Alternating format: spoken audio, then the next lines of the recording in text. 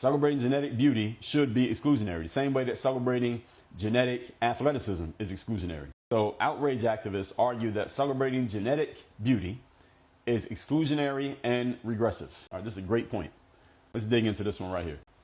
Let me say it again. So some activists are saying that celebrating genetic beauty, because Sydney Sweeney, on some level, she hit the genetic lottery. You see it's some tall basketball player, he's 6'8", he hit the genetic lottery. Did LeBron James have to work hard to be 6'8" and 260 pounds and be able to jump 40 inches in the air? Did he have to work hard for that? No. He genetically was blessed in a way that most other people ain't blessed. There's somebody out there who works harder at basketball, or at least they tried to work harder at basketball than LeBron in high school, but they're 5'8", and they can't jump, and they didn't make it to high school team. All right, same level of effort, they just ain't got the genetics. All right, some people just hit the genetic lottery and they get celebrated. Sydney Sweeney, on some levels, hit the genetic lottery. She's fair-skinned, slim, and pretty.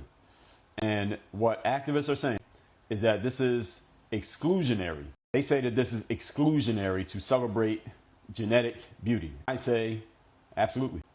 Of course. It's supposed to be. Celebrating genetic beauty should be exclusionary, the same way that celebrating genetic athleticism is exclusionary. LeBron James plays for who? The LA Lakers. The LA Lakers play in what league? The NBA. How many people play in the NBA? About 500. How many people play basketball? About 500 million. 500 out of 500 million. That's literally 1 in a million get to play in the NBA. Who gets to play in the NBA? The guys who hit the genetic lottery and they practice basketball. I'm not saying NBA players don't practice. I played professional basketball for almost 10 years. I'm not saying that they don't work hard, but if you don't hit the genetic lottery, you ain't even getting in the room. That's what it is. You don't hit the genetic lottery, you ain't getting in the room. Doesn't matter how hard you work.